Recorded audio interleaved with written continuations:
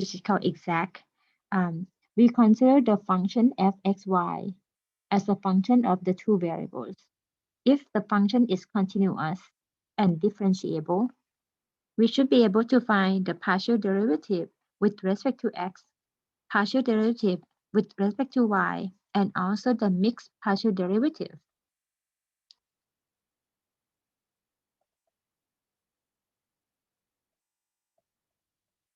And with this condition that f(x,y) is continuous and differentiable, the mixed partial derivative must be the same.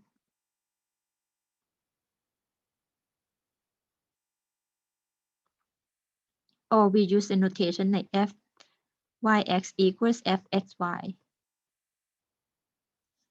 Okay. And now we consider the differential of the function of the two variables f(x,y).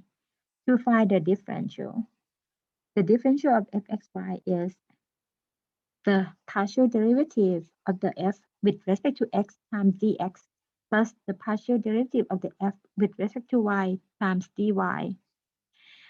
In our case, the solution of the exact equation will be in the implicit form, or f(xy) equals c. So we find differential of the left-hand side and the right-hand side of this solution form. The left-hand side will give us the total differential, or the partial f with respect to x times dx plus the partial f with respect to y times dy equals 0, which is the differential of the constant c. And by definition, an exact first-order differential equation will be in the form of the expression m times dx plus the expression n times dy equals 0. And comparing these two boxes, therefore the m is the partial derivative of the solution with respect to x, and the n is the partial derivative of the solution with respect to y. To meet the property of the continuous and differentiable of the function of the two variables, the mixed partial derivative must be the same. So since m is the partial f with respect to x, so we find the partial derivative of the m with respect to y. It must be the same as the partial of the n with respect to x.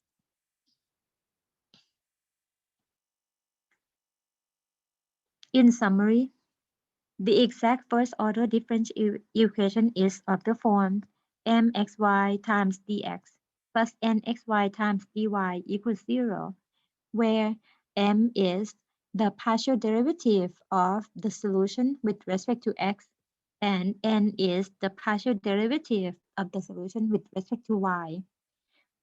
To check whether this exact equation or not, the criterion is we find the partial derivative of the m with respect to the y and the partial derivative of the n with respect to x, and they must be equal to each other. If they're equals, so this is the exact equation. And then we can find the solution. To find the solution, you select either m or n to work with by looking at the expression for the m. Since the m is the partial of the solution with respect to x, we are going to find the solution by integrating the m with respect to x, added by the function of the y, and treat it as the constant of integration. If you do not work with the m to begin with, you can choose the n, as n is the partial derivative of the solution with respect to y. The solution will be derived by integrating the n with respect to y plus the hx, which is the function of the x or the constant of integration. And after that, you are going to use the solution that you obtain by finding the partial derivative with respect to y in the case that you start with the m, and then equate it with the n, and then find out what is your gy. The other way, if you start with the n, find the solution by integrating the n with respect to y. The next step, you are going to find the partial derivative of your solution with respect to x and let it be equal to m, followed by finding the hx to complete the solution process.